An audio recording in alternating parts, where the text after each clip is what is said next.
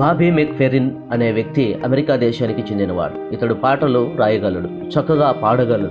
ఆయన రాసిన పాటల్లో డోంట్ వర్రీ బీ హ్యాపీ అనే పాట చాలా ప్రసిద్ధిగాంచింది. 1988వ సంవత్సరంలో అమెరికా అధ్యక్ష ఎన్నికల్లో జార్జ్ డబ్ల్యూ బుష్ యొక్క తండ్రి జార్జ్ హెచ్.డబ్ల్యూ బుష్ నిలబడ్డారు.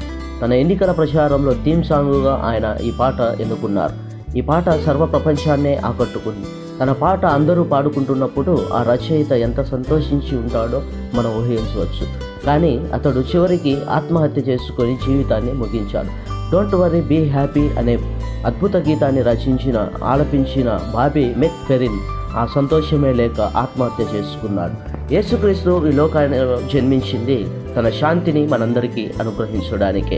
ప్రియమైన వారులారా, యోహాను సువార్త 14వ అధ్యాయము 27వ వచనం, నా శాంతిని మీకు అనుగ్రహించుచున్నాను. లూకా సువార్త 2వ అధ్యాయము 14వ